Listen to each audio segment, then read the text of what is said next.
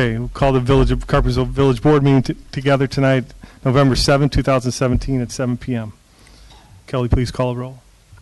Trustee Sabi. Here. Trustee Rayberg. Here. Trustee Lawrence. Here. Trustee Humfer. Here. Trustee Burroway. Here. President Skillman. Here. And please stand for the Pledge of Allegiance. Also, we'll have Pastor Tom after that. Allegiance to the flag of the United States of America and to the republic for which it stands, one nation, under God, indivisible, with liberty and justice for all.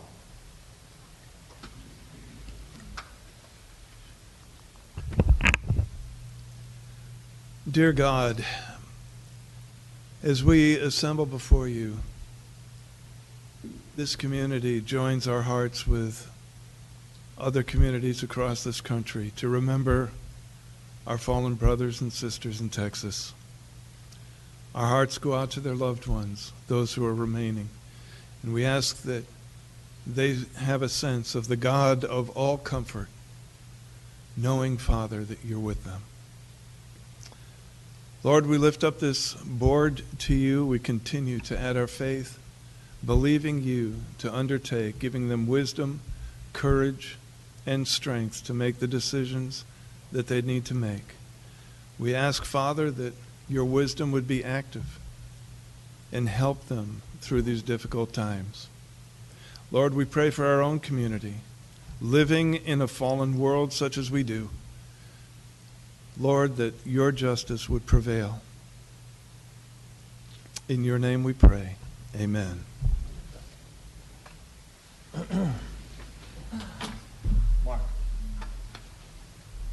Thank you, Tom. Pastor Tom. Okay, next we have proclamations, congratulations, and resolutions and awards. Government Finance Award. We have someone speaking on that. Yes, we have the Finance Director, Hitesh Desai.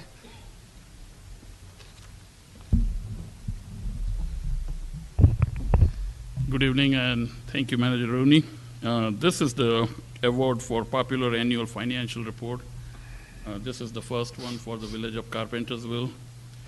It is kind of an abbreviated version of the full-fledged audit report called the Comprehensive Annual Financial Report, known as CAFR. This is the award from Government Finance Officers Association, which is a body of almost 18,000 members over USA and Canada of the finance professional in the local government. And they established this program in 1991, basically to extract all the information from almost 200-page report and make it kind of readily accessible and easily understandable to the general public and other interested people who don't have a background in the finance. And I mean, that's what we did. Obviously, I would sincerely thank Chris Dazinski, our accounting supervisor in the finance, and Katie Goldberg, the management analyst. They worked on it.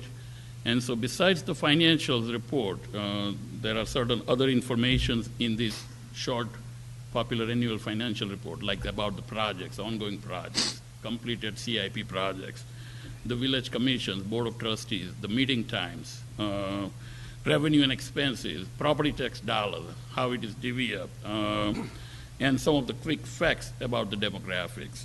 So this program, this award, is received currently by around 360 communities in the nation.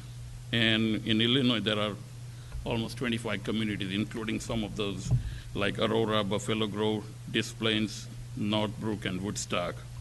And just to give you an idea that there are 4 judges who evaluate this report on 5 different criteria, besides the reader appeal, because that should be understandable to the common man, creativity, and the overall quality of the report. And based on that, the village received its first Popular Annual Financial Report. So, I mean, that's very good to go with our past award for the Comprehensive Annual Financial Report, which is the detailed report. And just so the public knows, Hitesh, how many communities received the PAFR? The PAFR is received by 26 communities in Illinois, and nationwide it's around 360 communities. So So it's it is very It is rare. a very good thing, and it is hard to to get the almost 200-page report into a 8-page report and add some of the other information into it and make it more meaningful and understandable to the general public. So this goes to one of the goals 7 years ago when I got here, that you wanted more accuracy on our reports and to move them, and then we just keep refining that process and make it a forgot goal to to hear keep that. stretching to be more accurate and more understandable and transparent to the public. So this really is the transparency. The details and the facts were there always, at least in the 7 years I've been here. And now this is getting it to a fashion that the average person should be able to pick it up and understand and read. And even Moody's appreciates the fact that we've, cleaned up our documents and make them very transparent. So this is the award for the board as much as it is for the finance department because of your direction and goals and objectives. Good job. Thank you. Good job. Thank you. Great job. Very And your- good job. And your team also that you announced. Okay, next item, appointments, confirmations, administrative oath. Letter A, appointment of trustee to the vacant trustee office. I did get that information out to the trustees that are on the board here. And his name that I'm appointing or nominating tonight is John O'Sullivan. He's been a resident for many years. He is very involved in many of the committees, the Boys and Girls Club, the Chamber of Commerce. I think he works with Mr. Huber on the board there. And on the Carpentersville Rotary Club, too. So he's very involved in the community. So I'm looking for I'll motion. a motion. I'll second. And to clarify, it's a motion to consent to the appointment? Is that correct? Okay, we have a motion by Trustee Rayberg, second by Trustee Sabi. Roll call, please. Trustee Burroway, Yes. Trustee Humfer, Yes. Trustee Lawrence, Yes. Trustee Rayberg, Yes. Trustee Sabi. Yes. Okay, thank you. Motion carries. Next is appointment of Sarah Miller to Chairman of the Park and Events Commission. And you also have a motion on that, please. I motion to appoint Sarah Miller as chairman for the Parks and Events Commission. I'll second. Okay. Motion, Trustee Lawrence. Second, Trustee Sabi for chairman of the Parks and Events Commission for Sarah Miller. Roll call, please. Trustee Lawrence, Yes. Trustee Rayberg, Yes. Trustee Sabi, Yes. Trustee Burroway, Yes. Trustee Humfer. Yes. I just wanted to mention one thing. Sarah's here tonight. Thank you for stepping up to that position. Where's Jan? Obviously, you're the shoes you're going to be filling, so the very passion that, Pat was, obviously. But I don't know if, I didn't really look it up, but I know if Sarah might be our first non-trustee running one of the committees, because a lot of our committees are trustees are running them. So looking forward to her running that and working along with staff, and so it shouldn't be a problem. I don't see a problem with it. So I'm very happy and excited for you, Sarah. Thank you. And our last appointment is Diane Amito to the Parks and Events Commission. Diane is not here tonight, and I guess I'll do the same thing if I can have a. I motion to appoint Diana Amito to the Parks and Events Commission. I'll second. Okay, we have a motion. Trustee Lawrence, second. Trustee Rayberg. Trustee Humfer, Yes. Trustee Lawrence, Yes. Trustee Rayberg, Yes. Trustee Sabi, Yes. Trustee Burroway. Yes. Great, thank you. Okay, Diane's she's excited to be involved too, so she'll bring some new life to it. So, okay, next If I may, just item. real Yes, quick, sir. President Skillman, for the benefit of the public, Mr. O'Sullivan is not present tonight. He will be sworn in. I presume he'll be here at the next village board meeting. Yeah, yes. So, and he'll serve out until a special election in 2019. Correct. Thank you. And the special election 2019 will be for 2 years. For 2 years, that's correct. Thank For you. 2 Yes, years, to yeah. complete the term for Trustee Schultz. So that we can keep the trustee seats Correct. staggered. That's exactly right. Thank Yeah. you. So, all right, thank you. Next is public comment. Please keep comments to 5 minutes or less. Anybody signed in tonight? Yes, we have two. The first is Bob Kriebel. Bob, you know the rules, right? I'll try to abide by All it. right. I mean, we could tell some stories about the past, but that's okay.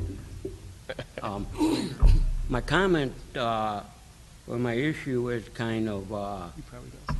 controversial. It's kind of hard to talk about. And I've talked to several people, and I told them to come to the board with it, and they're afraid to come to the board.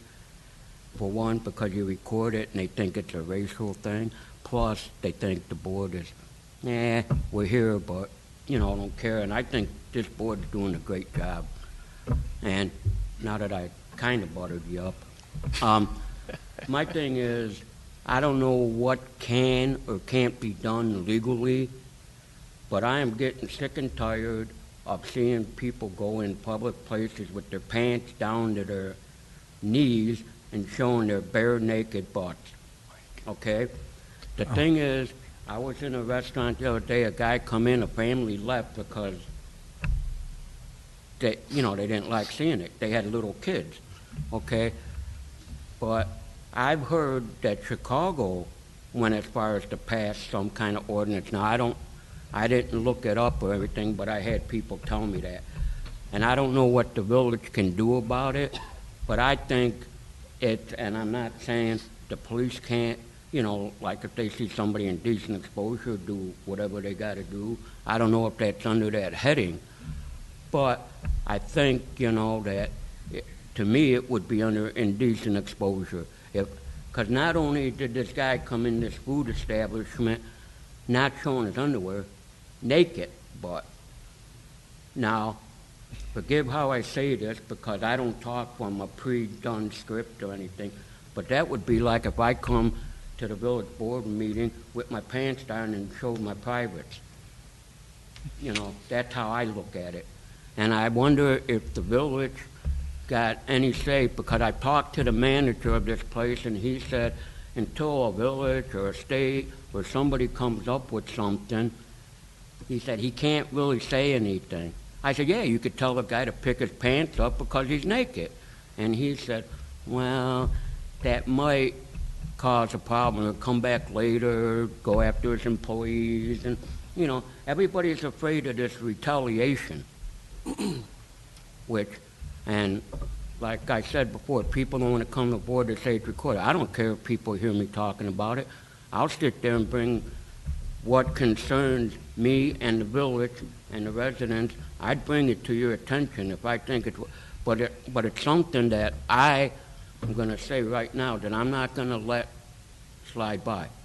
I'm going to do everything in my power to sit there and do something, because I don't know what an individual's mindset is to go in a place and think, wow, or if it's a trend or if it's a fashion statement. I think it's terrible when a family has to get up in the middle of eating and go out because of the kids, and they can't, because somebody's showing, their bottoms and everything. And I think that, if the village can at least put an ordinance out there so these restaurants and establishments can say, okay, now we can say something because the village stepped in and said something. I don't know the laws and everything. If I did, I'd be sitting in the attorney's seat there. Not that you elect me there, because some people know how I can be. But, and I know the police got better things to do than go around watching how people dress to see if they're exposing anything, But I just wondered if that would be under a decent exposure, what the village can do about it, if anything, And I think it's a great concern because a lot of people agree with me, but like I said, I don't know why they're afraid to come to the board, because I said the board can't do anything unless they know there's a problem out there. So I thank you for your time, and I thank you for your job. I know, you got better things to do than sit here and listen to a lot of complaints, but, it's the way it is. But thank you for your time, and thank you for what you guys do. Thank you. Thanks, Bob. Thank you. Okay, next. The next one we have is Carl Burkholder.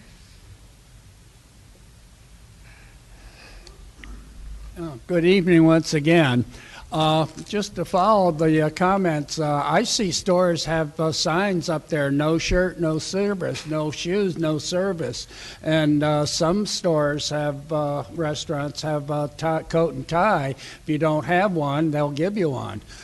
So, in part, and say nobody's suing these people, so they must have a right to a dress code. Now, for my topic on, what else can I say? The news just feeds me, with material like it's just falling into my hands.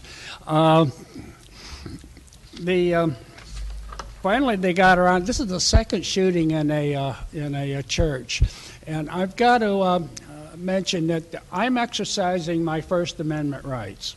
And there's certain statements that I can't make that I could be charged with inciting criminal activity, and that might be against the law. There's the Second Amendment, which is people have a right to firearms, but they don't have the right to have access to a military-style weapon. And we've seen just the other day an illustration of this. There's limits to the First Amendment. There are limits to the Second Amendment that only goes so far, and then it becomes a matter of public safety. Plain and simple. Now, that's my... Now, I'm trying to get some suggestions here, and what mainly is to suggest that we organize, you, and I've listed a bunch of people that could do this. It's small local governments like yourselves, police departments have a vested interest in this, responsible gun owners, the families of the victims of mass shootings, churches, pastors across the country, rather than militarize and with more guns at the entrance. They have to have people in, and the idea here is to get together as a large group. 65% of the people are in favor of gun control versus 35% that still want to hang on to the old school. But things have changed, and we need to change along with it. There's a lot of voters, a lot of political actors here, and fundraisers that can support and get elected federal representatives who will and can pass the right effective legislation and challenge the NRA and their propaganda. And this is what I'm suggesting. And in part, I'm using your facilities here in terms of, compiling my presentations here to present to our representatives in state and Dirksen and the federal representatives. Somebody has to say this stuff, and, I just can't sit silently with it.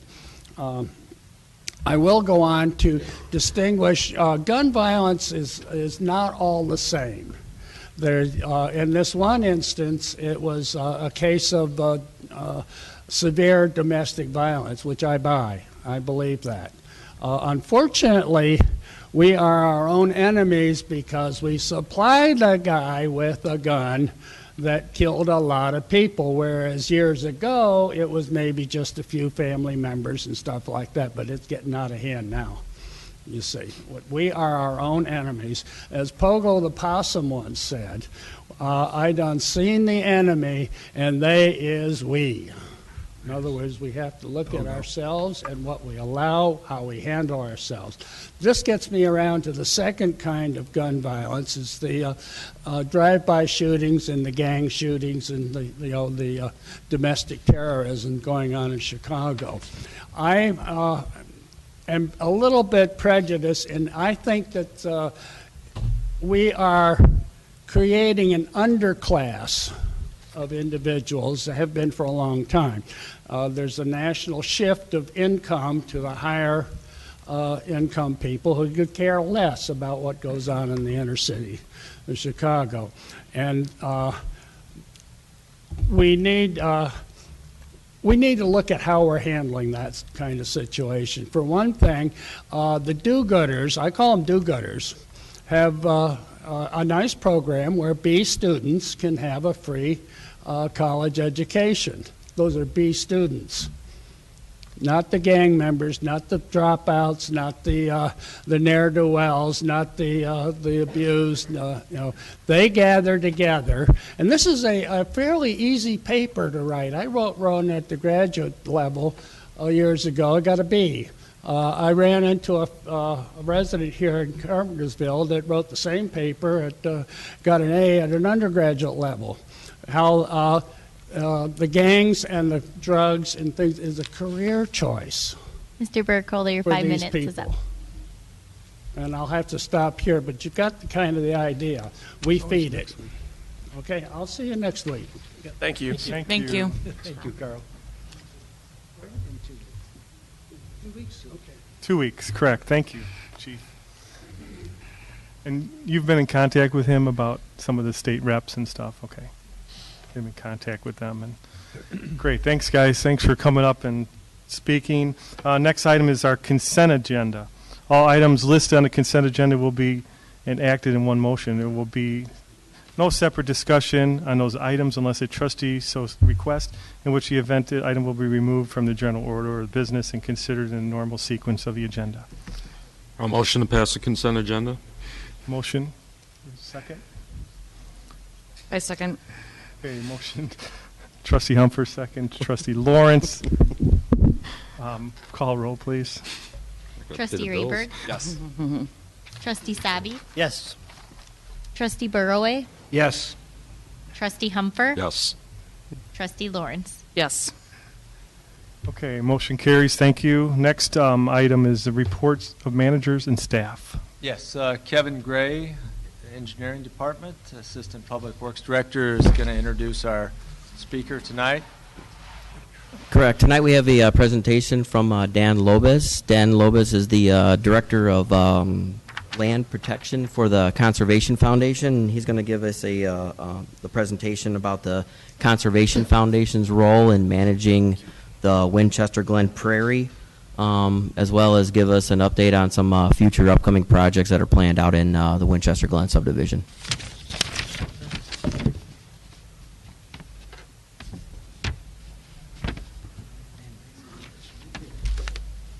Thanks, Kevin. And thank you all for giving me some time today to talk about Winchester Glen. I know that at least one of the trustees lives there, so this is great. And again, the idea here is I'll give you a little background about the Conservation Foundation just briefly. We'll talk about the Winchester Glen development, how it all occurred, and then finish with some of the latest work and some things coming up, okay? So let's see if this works. Okay. So the Conservation Foundation is a private nonprofit that was formed in 1972 by business and civic leaders in DuPage County, including Oak Brook's largest developer was on the original board, the foundation there. We are supported by members and friends, lots of volunteers. The mission is really to preserve and restore natural areas in open space, to improve watersheds, protecting rivers and streams, and to promote the stewardship of our environment. We do work in 7 counties in total, but we concentrate in Kane, DuPage, Kendall, and Will counties. Now, before the Winchester Glen subdivision, there was a 300-acre farm that was pretty much all farmed, including the wetlands and almost the creek corridor that is hard to tell on this photograph, this aerial of the time. And after Winchester Glen, of course, we've got a new subdivision with 432 homes on the 300 acres. It does contain the headwaters of the south branch of the Kishwaukee River, which the Kishwaukee is one of northern Illinois' highest quality river systems. So it's important to protect and keep the headwaters as clean as possible. And of course, part of Huntley Marsh is on the property as well, and that's another high-quality natural area. All in all, there's 122 acres of natural area, which does include 7 stormwater detention basins. From our perspective, ecologically, the 122 acres is far better after development than it ever was before. So this is a case in which, you know, some good things can happen through the development process. We were asked, goes back 12 or so years ago, by the Army Corps of Engineers and the village to get involved in this project. And again, we're part of a big team that brought this together, including Pulte, the national home builder, Christopher B. Burke Engineering Limited, which, full disclosure, he is the chair of our board at the moment, the Army Corps, of course, and the village. And the goals were to protect, restore, and provide for long-term management, which up until then the Army Corps was struggling because they would do some nice, or mandate some nice restoration work. The developers would restore these areas to their specifications, and then once the Army Corps signed off, everybody went home and just let them degrade over time. And the problem is that they do degrade fairly quickly into a weedy mess, which you've probably seen in other subdivisions, which is not only not attractive, but it brings down property values. And it definitely doesn't keep a healthy function the way that they're supposed to from the Army Corps' perspective. So our roles with Winchester Glen and other places like this are, first, we have 2 roles. One is to monitor and enforce the conservation easement. And the conservation easement is to make sure that nothing is built in those 122 acres that shouldn't be there, and to make sure that no neighbors are encroaching, or no dumping is happening there, that they're, the borders are being respected. And our second role there is the ecological manager of the preserve, indefinitely. And this we have developed a 5-year cycle to assess the health of the preserve every 5 years, a full assessment of the whole 122 acres, to develop management recommendations for the next 5 years to keep them at the level of health that they're supposed to be, and then to go for bids, requests for proposals, bids from qualified firms that do this kind of work. And then our job there is to manage the contracts, basically, make sure the work is being done, work with the homeowners association to kind of handle any kind of problems that they see or issues that they're coming up with.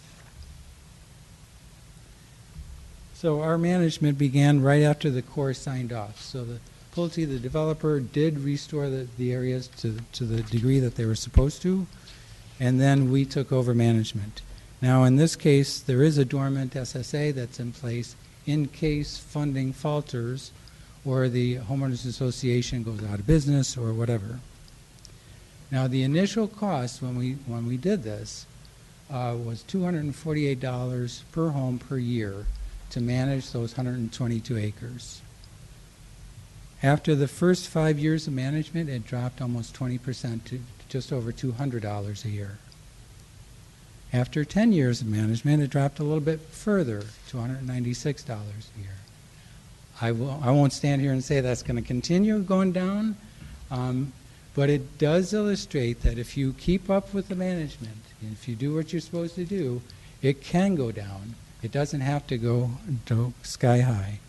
And in fact, if we'd have let it go and then tried to get it back, it would have cost an awful lot of money. And we've seen very few problems so far. We've had one neighbor that had an ATV out there doing things that they shouldn't have, but that was rectified. We did have a problem with one of our contractors who knocked over a woman's fence when they were doing some work. So it's not a perfect thing, but it has worked pretty well so far.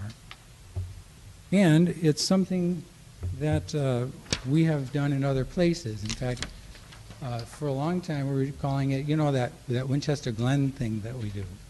But we developed the Natural Area Assurance Program because it provides assurance to the regulators, to the community, to the residents that these areas will be preserved and taken care of. And the results so far have been higher property values, higher resale values, fewer complaints. I was talking to the former village president who said he loved the property. He hears nothing but good things coming out of Winchester Glen residents, and he can't say that for other subdivisions. You do have long-term qualified objective management. So we're there to be an advocate for the land and make sure that the standards are being met. And for us, at least, what's really important is that more people are interacting with nature where they live. Nature isn't somewhere you have to drive to a forest preserve or whatever. But they're using the trails, they're out there, they have the views from their homes. It's interesting that the homes that abut the natural areas had premiums on them and sold first. So Pulte didn't do so bad in this. Since that time, we have branched out. We've done commercial development in Aurora like this. There's one in Huntley that was negotiated, but development has been delayed on that. One in Plainfield that, again, was negotiated. It's just come back and is now proceeding forward. And then the latest one was in Naperville, which is very much like Winchester Glen. It's a 200-acre property, 300 homes, and has 98 acres of natural area. Our management activities, again, the goals are to increase diversity, to maintain the diversity that was specified by the Army Corps, reducing invasive species through mechanical means like mowing and cutting, selective use of herbicides, and prescribed fire. We try to burn about 1/3 of the property every year because this type of prairie environment should be burned every 3 years or so. So we kind of divide it up. We don't, it depends on weather conditions, right, Chief? And so we do what we can every year, but we've been hitting every 3-year cycle pretty well. The project we're coming up on in the winter and the spring involves the woodland area that was not included in the original restoration of the Winchester Glen project. And again, the goals are to increase diversity there by thinning the invasive trees and the brush. They crowd out the lower layer. There's 3 layers to a healthy woodland, and the lower layer is pretty much missing. So by thinning invasive trees and brush, we can get more light to the ground. We can provide seed to put in the grasses and the woodland flowers that should be there in a healthy woodland. So those are the projects coming up in the next few months, like the next 6 months or so. A lot of the thinning work will be done over the winter. We won't have big burn piles or anything, and we'll chip a lot of the wood and the brush and leave it in place. So with that, if you have any questions about Winchester Glen or how things work or this upcoming project. I do have a question. Sure. I wonder if you could describe for the people at home and stuff, exactly where this is. I mean, what part, Sure. This is, if you go out Huntley Road, just west of Randall Road. It's about a half mile west of Randall Road, where the Longmeadow Parkway Road is coming through there now. And again, it's 300 acres and 432 homes. Okay, and you're managing 127 of it? 122 acres. 120. Right. And again, those were acres that couldn't be built on. Right. Largely because there's wetland and creek corridor, and then the mitigation area itself that the Army Corps required. You're doing a fantastic job. I just want to say my family and I use the park that's situated around the wildlife area there all the time, and they love checking out the wildlife there. Yeah, it's neat. I mean, it does attract a lot of birds and butterflies, that's for sure. Yep. Or is it It's off really a neat. deer path? Yeah. Across the west of it? Yeah.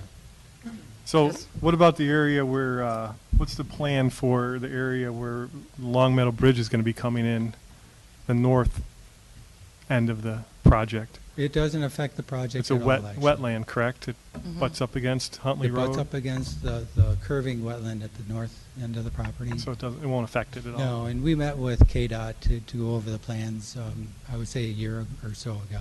Should be good? Yeah, Okay. should be just fine. We actually talked about a transition area between the bike path that's going to be there and the wetland, kind of a low-growing, high amount of native flowers and stuff. It should be a nice transition. Great. Easy to maintain. Thank you. Hey, Jen. The wetland area is actually there. It expands into the two parcels to the west of there, and Yes. we've had several discussions with people that were interested in developing those pieces of land, and pointed out to them that there is wetlands within that land. That's I think you're not managing at this point. I think you're talking about adding it on, or Well, we would certainly want to do things in concert, you know. right. But right now you're not managing those areas. Right, that's Yeah. not owned by the HOA. Right. Okay. Yeah. I just want to point that out. Sure. We just went through, like I said, another 5-year cycle, so we are contracting for these 5 years that just started with Applied Ecological Services. They're out of Wisconsin, but they have a Dundee office. They were the contractors that did the initial restoration work, so they know the site really well, and they're really excited to be back. So I'm excited to have them back. yeah, I agree. They're top notch. They are. And I appreciate all the bald eagles. Yes. It's neat, isn't it? And sandhill cranes.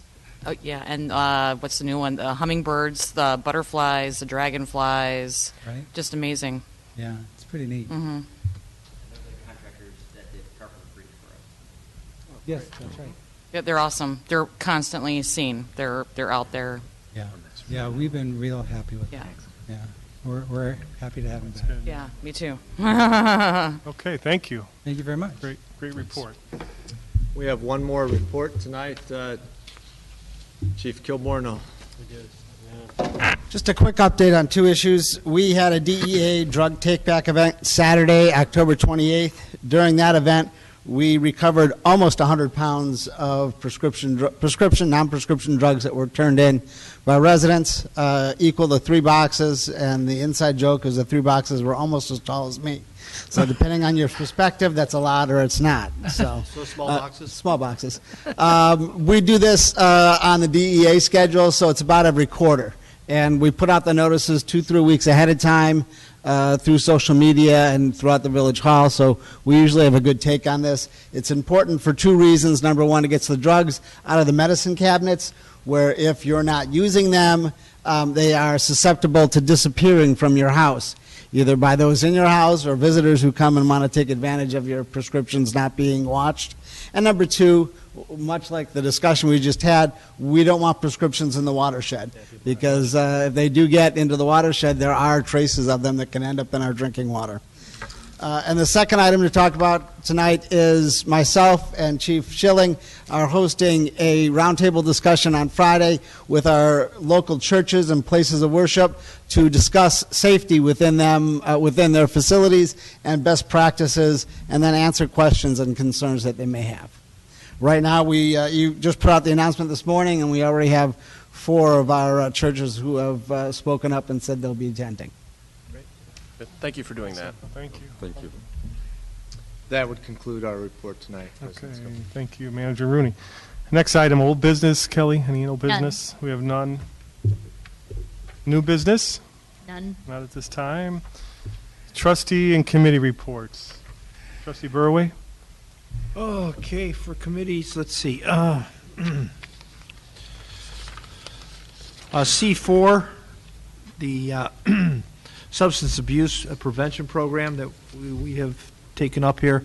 The meeting is on Thursday, the 9th of November, but the place has changed. It's not at the Public Works today, that day. It's at the police station. And I'm sure police chief will be there to greet everybody. So yeah, just make note of that. If anybody, please show up, attend to that. And then, unfortunately, I will not be there, as the Audit and Finance meeting is that same day. So I'll be at the Audit and Finance meeting. Then we had a special meeting for Quadcom 911 on October 25th, where we had an audit done by, I forget who it was, but it's something that has to be done every year. The audit was done. It was a good audit. They went over all our financial planning and stuff. There was no material objections or anything like that. They did have a couple of recommendations for Quadcom and the management over there.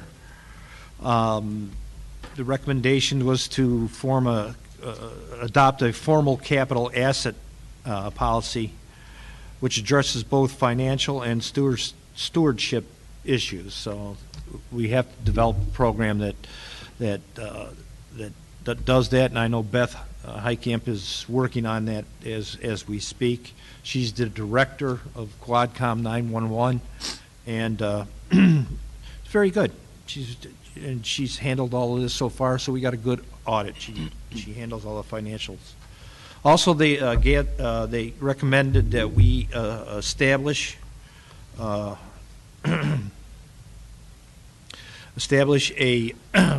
financial reporting for post-employment benefit plans other than pension plans, which applies to individual post-employment benefit plans and stuff like perks, insurance benefits, and stuff like that. We did not have a policy in place for that. So, again, Beth is working on that, and that will be included in our next audit. So that we'll get that all together. So it was very good audit. It was very good. They said their books are looking good, but just to establish those two things, and we'll be fine next year. So that's what I had going on. I have no trustee report at this time. Thank you. Okay. Thank you, Trustee Burway. Trustee Sabi? Pardon me. I just wanted to say thank you to the Village of Carpentersville for welcoming my family and I with open arms. This will be my last meeting. I'm out of here tomorrow on my way to St. Louis, but it's been a wonderful 4 years I've lived here in Carpentersville, and it's been a wonderful 2.5 years here on the board. We have such a great community, and things seem to be getting better every day. I was so excited. We're out with my daughter for Halloween last week, and a police car pulls up, and then the officer pulls out a big bag of candy and is handing it out to all the kids. And it just makes such a great impression that our police and our fire and our public works are such a part of the community, and they interact with the community. And I just wanted to say thank you. Thank you, Trustee Sabi. Trustee Rayberg. Yeah, I'll handle committee reports first here. So our next audit and finance meeting is November 9th, which is this Thursday at 6:30 p.m. in the Public Works Building. And we'll be covering off, this is the prime time for our budget season, so this meeting will be covering off the fire department's budget and then Public Works, their budgets as well. So those, if you're familiar with the village's budget, those two items are significant portions of the budget, and they're significantly important to the budget. So they're good presentations. We learn a lot about what has been accomplished over the last year and what we hope to accomplish next year with the appropriate funding. So that's always part of the discussion, obviously, as well. And then our next meeting after that, our meetings are kind of boom, boom, boom right now because we were looking to get get our budget in order for the next year. The next meeting after that will be November 13th, which is a Monday, and that's also 6:30 in the Public Works Building. And that'll cover off the remainder of the budget items, line items that we haven't discussed, or which is the CIP fund, SURF fund, debt abatements, and then we conclude with our overall presentation. So that's where we take all of the requests for additional funding or changes in the funding, and we discuss them, prioritize them, and see where we land with that, and then make a formal recommendation to the board based off of that. Immediately after that meeting on November 13th, there will be a special village board meeting where we will formally propose the estimated tax levy, and that's November 13th again, estimated to be about 8:30 p.m. There will be an opportunity for a public hearing after that. This isn't something that we're trying to railroad through. There's a defined process for when we do each of these steps. The budget public hearing will be November 28th. That's a Tuesday at 7 p.m., and I believe that's here at Village Hall.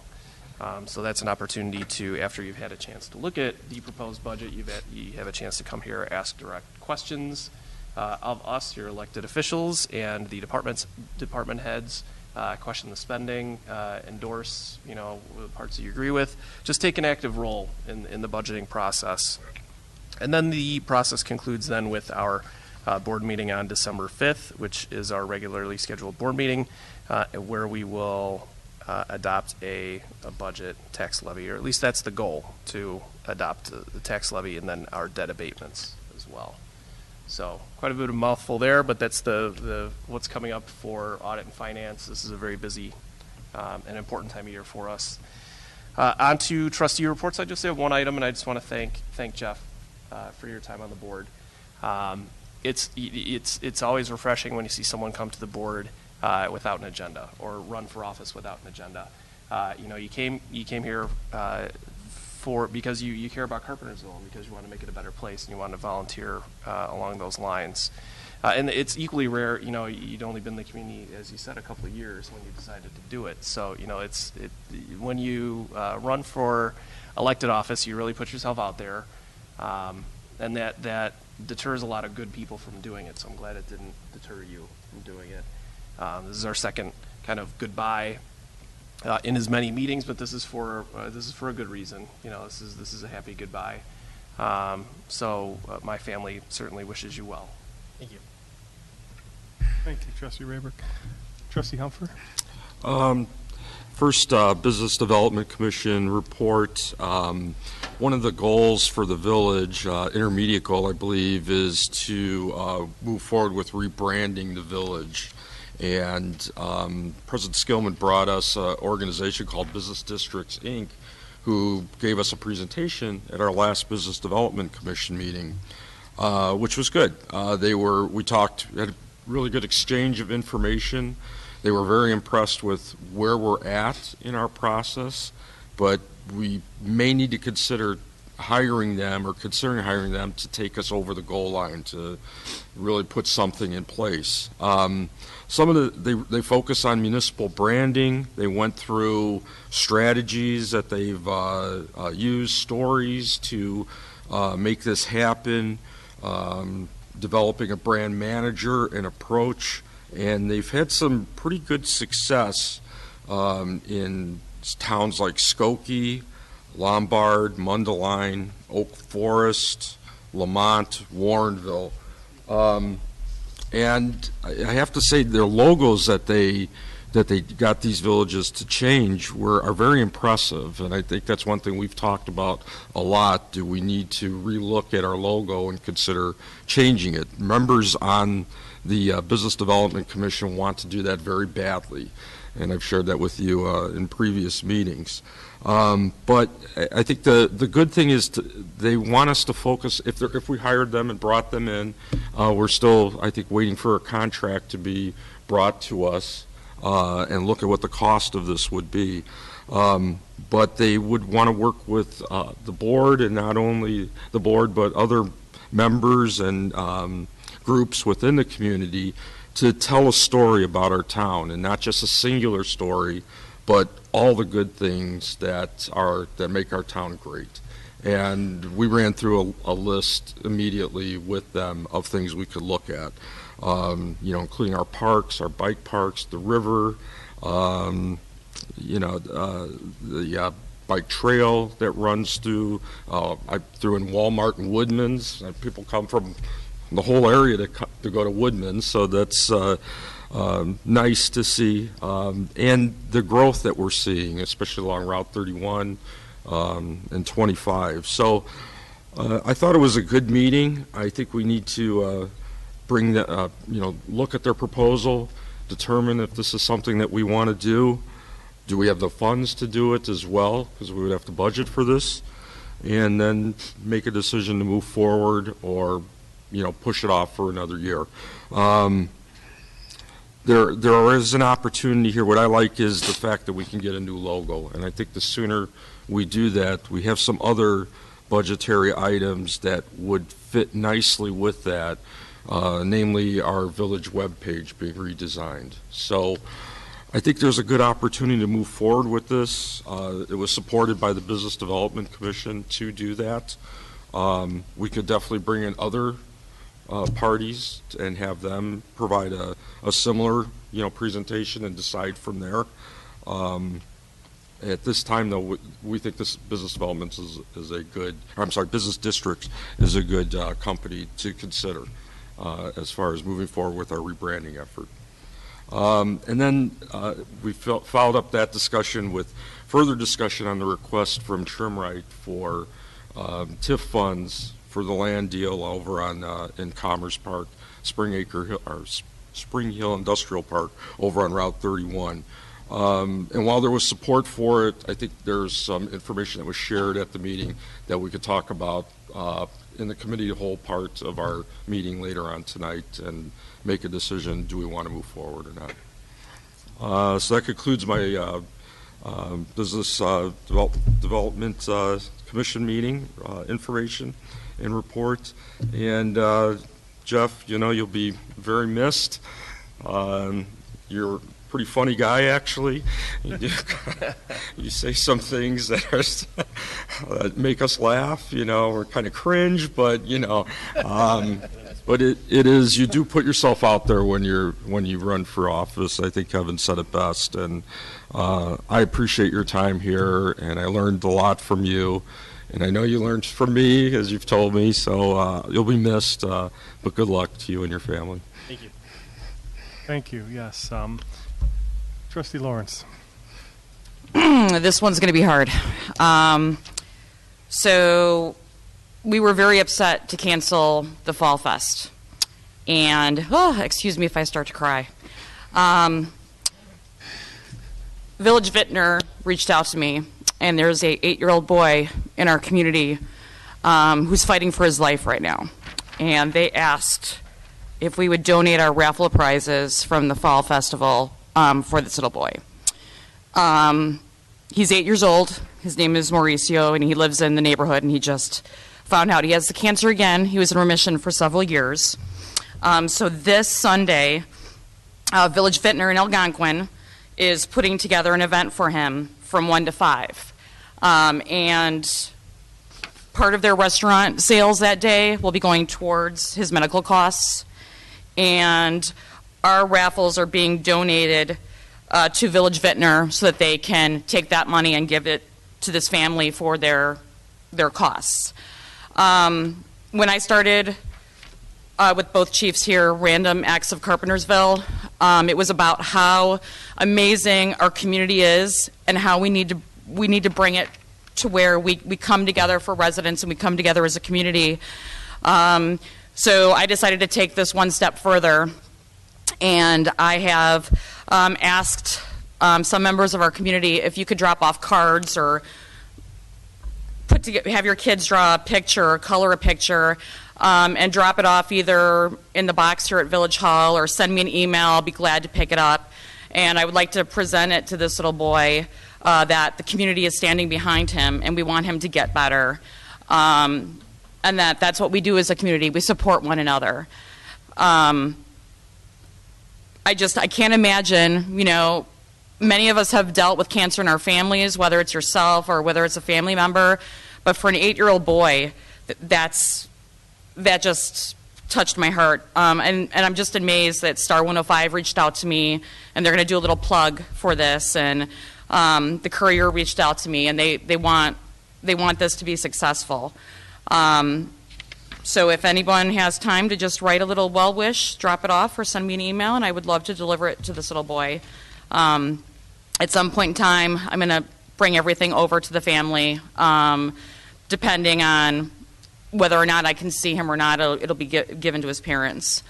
Something that we're doing with the events committee is this year we're doing the holiday lights contest, so we'll be finalizing that on our next meeting, Wednesday, November 15th at 6:30 Public Works. We invite everybody. You don't have to be a part of the events committee. Just come, join us, listen to us. As we're planning ahead, we're looking to start locking 2018 events and putting it on our calendar and having that up ahead of time. That is all I have. Thank you, Trustee Lawrence. Yes, definitely I'll be there Sunday, so anything I can do, but or any of the board members also, it'd be great if anybody can stop by. Back to Trustee Humfer on the BDC. So yeah, and I heard the meeting was great. I was on vacation. Sorry I missed it. I met that company at IML, and they did a great presentation there. And they actually had a board of a panel at the conference where I met the village manager of Oswego and somebody with Oak Forest, I believe, and then Mundelein, the village of Mundelein. So, and they went through how they worked through the project too. So kind of like what Paul was talking about. So. We're excited about that. I think it's something that we need to definitely look at and add to the budget for next year. After talking to Oswego, it was, I think, a 2 or 3 year project, actually, which included their internet, or their website, bringing it up to date and just rebranding and branding their community. I mean, they were Oswego put up billboard signs up on I-88 or I-80, just advertising, their town, and people just loved it, and so we're going to talk about that kind of stuff. We're going to talk about radio announcements. We looked at Bedford Park is on. If you ever listen to the Chicago Blackhawks game on the radio, you hear Bedford Park, come to Bedford Park. Well, if they sign one of those companies, it pays for that whole year of advertisement. So it pays off if we can get a company. If we need to, we want to fill the Dominics, we all know, right? So some positive feedback, positive advertisement for our village, and can only make things better. So we're excited about that, and thank you, Trustee Humfer, for that moving forward. So also I wanted to say thank you. Great job, Jeff. Thank you. We've been working together for a long time, since you've been here, basically, so in town. And always very nice to work with you. So thank you, and good luck in St. Louis. Thank you. Yes, I got carried away. Good luck, Jeff. You've made a huge contribution to the village, and that's something you should be proud of. A lot of what you have done is brought up to me by the residents, so you should be very appreciative of your accomplishments in the time that you've been here. You will be missed. Thank you. Thank you. So one other thing is manager going to remind me of, because I was on vacation for this too, but Mr. Humberto Garcia set up a car show. Him and I worked a little bit. I didn't do much though, except get it going here for us. But thank you, Humberto, for that. It was a great show. Police Chief Kilborn kind of filled in for me, and I said, just get me a 1962 whatever car and give them my trophy. So the year I was born. So I think we found a 63 or something, closest we could find. So. But thank you again for that. Thank you. Yes, thank you for doing that, Umberto. And Chief Kilborn, thanks for filling in. I don't know, did Chief Schilling make it for his award, his trophy? I was out of town. You were out of town too? I had somebody there. Yeah, okay, good. So we had an awards from the mayor, from the police chief and fire chief award, so we kind of trying to make it fun. So, and then we'll continue on with that with the events committee next year. They'll work on that, work together, so make it bigger and better. So, all right. All right, next item, we have closed session. Section 2C1, Section 2C2, Section 2C5 and 2C11. And I need to add 2C6 per Mr. Passman. Thank you. Okay, I'm going to take a break and need a motion. I'm sorry. I'll motion. I'll second. Motion, trustee Rayberg, second, trustee Sabi. We'll give that to him. He's leaving. Absolutely. All in favor? Aye. Aye. Roll call we have to do. I'm sorry. Oh, he reminds me afterwards. So. Roll call, please. Trustee Burroway, Yes. Trustee Humper, Yes. Trustee Lawrence, Yes. Trustee Rayberg, Yes. Trustee Sabi. Yes. I've been there too many times. Okay, motion carries. We can adjourn to I just remember. closed session.